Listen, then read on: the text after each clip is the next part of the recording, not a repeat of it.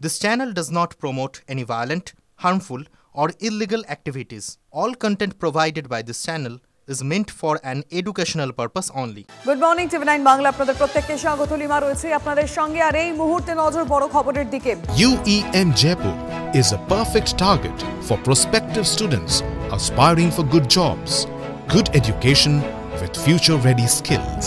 বেলঘড়িয়া ভর সন্ধ্যায় আবারও শুট আউট উত্তর বাসুদেবপুর এলাকায় গুলিবিদ্ধ এক INTTUC নেতা সহ আরও এক যুবক গুলিবিদ্ধ দুজনের মধ্যে বিকাশ সিং তৃণমূল কর্মী অপর গুলিবিদ্ধ যুবকের নাম সন্তু দাস আগরপাড়ার বাসিন্দা তিনি ওই যুবক ডাক্তার দেখাতে এসেছিলেন দুষ্কৃতীরা বাইকে করে এসে গুলি করে পালায় সন্তু দাসের কোমরে গুলি লাগে গুলি চালানোর পরই বাইকে করে পালিয়ে যায় দুষ্কৃতীরা একটি বাইক উদ্ধার করেছে পুলিশ বাইকটি দুষ্কৃতীদের বলেই অনুমান করছে পুলিশ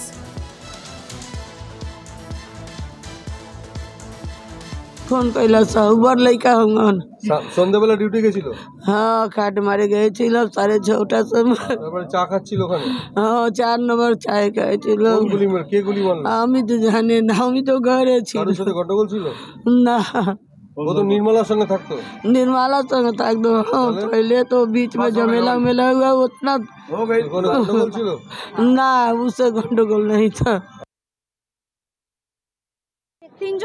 তিনজন এসে পুরো শুট করছে এবার আমাদের গা ঘেঁষে একটা ছেলে পালা যেতে গেছে আমাদের একজনের গায়ে পুরো কোমরে পুরো গুলিটা লেগে গেছে এবার ওর লেগেছে নাকি গা ঘেঁষে গেছে আমরা জানি না কিন্তু প্রচুর রক্ত বেরাচ্ছিল আমরা কাউকে চিনি না আর ওইখানকার ছেলেই না একটা अभी খবর পেয়েছি কি এখানে এক লোক বসেছিল বিকাশ সিং ওনার উপরে গুলি চালানো হয়েছে কি কারণে গুলি চললো এখন প্রাইমারি স্টেজে আছে এখন বলতে পারছি না ক্লিয়ার ওনার সঙ্গে কথা বলে জানা যায় কটা গুলি চালিয়েছে 2+ কজন আহত হয়েছে 2 লোক আহত হয়েছে সন্তু দাস সে এখন কেমন আছে ও ভালো আছে ওটা শুধু ওনার শুধু স্ক্র্যাচ টাইপের আছে আচ্ছা আর বিকাশ সিং কোথাও গুলি লেগেছে মেবি স্টমাকে গেছে হসপিটালে পাঠানো হয়েছে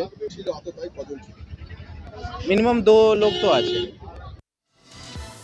বেলঘড়িয়ায় দাপুটে INTTUC নেতাকে গুলি এখনো অধরা দুষ্কৃতীরা এলাকায় আতঙ্ক গতকাল রাতভর এলাকায় তল্লাশি সিসিটিভি ফুটেজ দেখে তদন্ত চলছে কামারহাটি পুরসভার 29 নম্বর ওয়ার্ডের কাউন্সিলর নির্মলা রায়ের ঘনিষ্ঠ গুলিবিদ্ধ বিকাশ সিং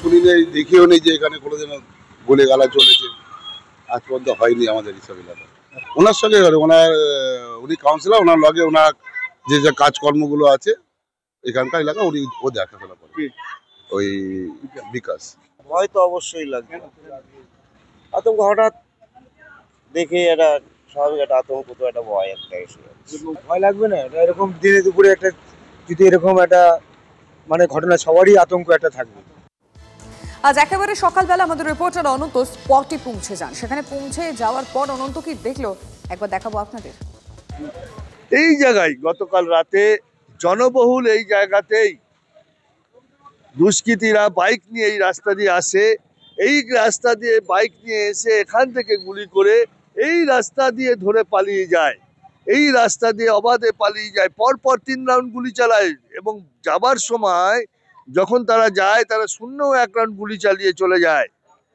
কি রোমহর্ষক ঘটনা সেই জায়গায় যে সেই চায়ের দোকান পুলিশ কর্ডন করে রেখেছে এইখানেই দাঁড়িয়ে ছিল বিকাশ এবং সে চা খাবার জন্য এখানে এসেছিল আর সেই খবরই তাদের কাছে ছিল এবং বিকাশ তৃণমূলের কর্মী বিকাশ স্থানীয় এখানকার 29 নম্বর ওয়ার্ডের কাউন্সিলর নির্মলা রায়ের ঘনিষ্ঠ বলে এলাকার বাসিন্দারা জানাচ্ছে এই ঘটনায় এলাকার মানুষ যথেষ্টই আতঙ্কিত জনবহুল জায়গায় এরকম ঘটনা অবাধে পালিয়ে যায় দুষ্কৃতীরা পুলিশ এখনো পর্যন্ত কাউকে গ্রেফতার করতে পারেনি যদিও সন্দেহের বশে পুলিশ একজনকে আটক করেছে তাকে জিজ্ঞাসাবাদ করছে এই রাস্তায় যত সিসিটিভি আছে সেই ফুটেজ খতিয়ে দেখছে বেলঘড়িয়া থানার পুলিশ বেলঘড়িয়া থেকে বিশ্বজিতের সঙ্গে অনন্ত চট্টোপাধ্যায় TV9 বাংলা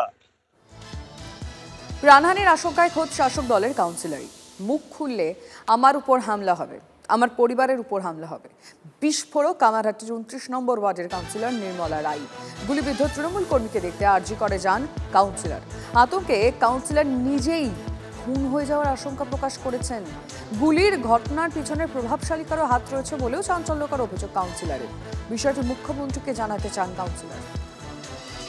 আর এটা কারো না কারো হাত আছে, না হলে এত বড় সাহস 29 নম্বর ওয়ার্ডে নেই যে কেউ এসে কেউ চা খাচ্ছে আর গুলি মেরে চলে যাবে। কাদের গোষ্ঠী লোক এটা এখন আমি বলতে পারবো না। কেন দেখুন, আমারও ভয় আছে যে আরও যেন কারো ক্ষতি না হয়। আমার দলে না, দেখুন অ্যান্টি সোশ্যাল কারো দলে হয় না, ওদের যেদিকে লাভ হবে সেই দিকে যাবে। মদত দেখুন, কিছু কামাহাটি ছেলে আছে আর কিছু খর্দা ছেলে আছে, এই জন্য আর আমি মুখ খুলতে চাইছি না। সাহস নিশ্চয়ই পাচ্ছে, আর এত বড় সাহস যারা দিচ্ছে এটা আমি সিএম ছাড়া কাউকে বলতে পারবো না। কেন এটা যদি আমি বলি আমার পরিবারে হামলা হবে, আমার ওয়ার্ডে হামলা হবে। না, দলে বলতে পারবো কি করে, অ্যান্টি সোশ্যাল দলে আমাদের নেই, এটাও আমি বলতে পারবো না। এটা আমি একমাত্র সিএমকে জানাতে পারবো না, আমার ভয় আছে। আমি কাউন্সিলর হতেই পারি, কাউন্সিলর কি মার্ডার হয় না? কাউন্সিলর 8 নম্বর ওয়ার্ডে কাউন্সিলর মার্ডার হয়নি? হ্যাঁ, আমি নিজে করছি। আর আমার সঙ্গে যারা আছে তাদের আমি সাইড করে দিয়েছি যে ভাই আমার সঙ্গে থাকলে তোমাদের উপরেও হামলা হবে। ওইখানে দুটো কারখানা আছে আর ওদের কিছু ইনকাম আছে, এর জন্য আর কি, টাকা ছাড়া ওরা কি কারোর সঙ্গে কিছু করে? কথা বলতে চাইব রিপোর্টার অনন্ত এই মুহূর্তে আমাদের সঙ্গে সরাসরি রয়েছে। অনন্ত, যদি তার প্রাণের ভয় থাকে, তিনি আশঙ্কা করছেন পুলিশের কাছে গেলে তাহলে তিনি আশ্বস্ত হবেন না, এমন কি ঘটলো বা তিনি কি জানেন যার জন্য একদম মুখ্যমন্ত্রী পর্যন্ত পৌঁছতে হবে বা মুখ্যমন্ত্রীকে তিনি জানাবেন?